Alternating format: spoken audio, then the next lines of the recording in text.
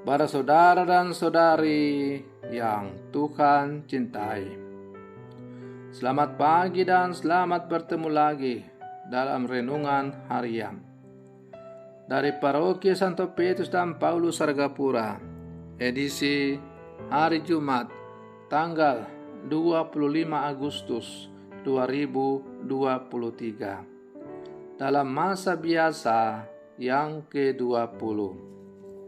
Mengawali hari yang baru ini, kita hendak mendengar dan merenungkan sabda Tuhan. Marilah sebelum kita mendengar dan merenungkan sabda Tuhan, kita berdoa.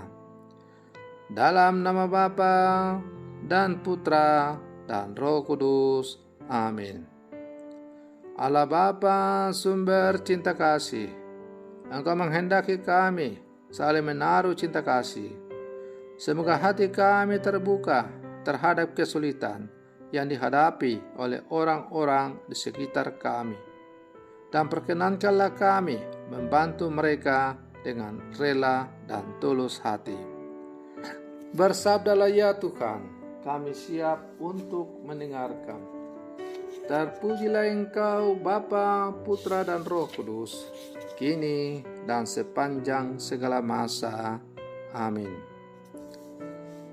Para saudara dan saudari yang Tuhan cintai, sabda Tuhan yang hendak kita dengar dan kita renungkan untuk mengawali hari yang baru ini diambil dari Injil Matius pasal 22 ayat 34 sampai 40. Tuhan bersamamu.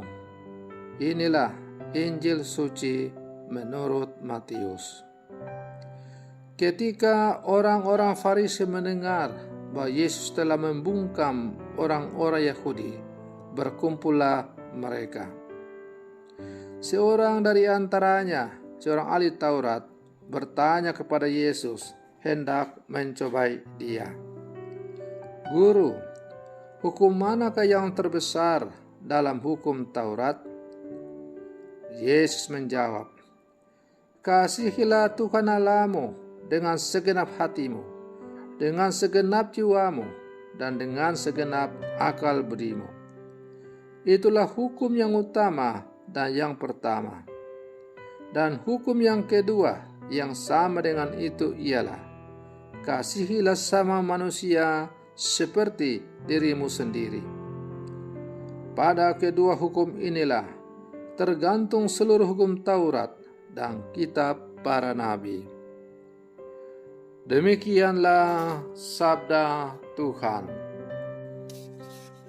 Para saudara dan saudari yang Tuhan cintai, melalui bacaan Injil yang baru saja kita dengar, yang diperdengarkan oleh gereja pada hari ini, Yesus mengingatkan kita tentang hukum yang utama, yaitu hukum cinta kasih. Kita diajak untuk mengasihi Allah dan sesama secara tulus, seperti kita mencintai diri kita sendiri. Meskipun soal hukum ini kita sudah berulang kali mendengarnya, tetapi untuk melaksanakannya bukanlah perkara yang mudah. Lebih-lebih untuk mengasihi sama yang pernah mengecewakan hidup kita. Kita lebih senang mengasihi orang yang mengasihi kita, yang tidak bertentangan dengan kita, atau orang-orang yang selama ini memberi banyak hal kepada kita. Para saudara dan saudari yang Tuhan cintai, hari ini kita diajak untuk lebih meneladan Yesus, junjungan kita yang mengasihi Bapa dan kita sepenuh hati. Dalam karyanya, ia menyembuhkan banyak orang sakit, membela orang yang lemah, dan mengajar dari satu tempat ke tempat yang lain. Meskipun begitu, Yesus tidak lupa untuk mengasihi Bapanya dengan berdoa dan mentaatinya. Oleh karena itu, kita tidak bisa mengasihi Allah tetapi membenci sesama, atau mengasihi sesama tetapi tidak pernah berdoa dan bersatu dengan Allah. Hidup yang berimbang dalam mengasihi Allah dan sesama akan membuat hidup kita penuh sukacita sejati. Para saudara dan saudari yang Tuhan cintai, Yesus mengajarkan perihal hukum yang utama, mengasihi Tuhan dan sesama. Hukum emas ini merupakan penegasan dan ajaran yang mengatasi keseluruhan hukum serta ajaran lain. Hukum kasih ini hendak menunjukkan bahwa Allah sendiri adalah kasih. Darinya kita menimba dan menghidupi semangat kasih untuk mencapai kesempurnaan dalam mengasihi. Sifat dan sikap manusiawi cenderung mengutamakan diri dan berpusat untuk diri sendiri saja. Semangat cinta diri pada akhirnya membawa orang kepada pengabdian Allah. Kita lebih mementingkan hasil dan pekerjaan, kesuksesan, ambisi pribadi, dan sebagainya.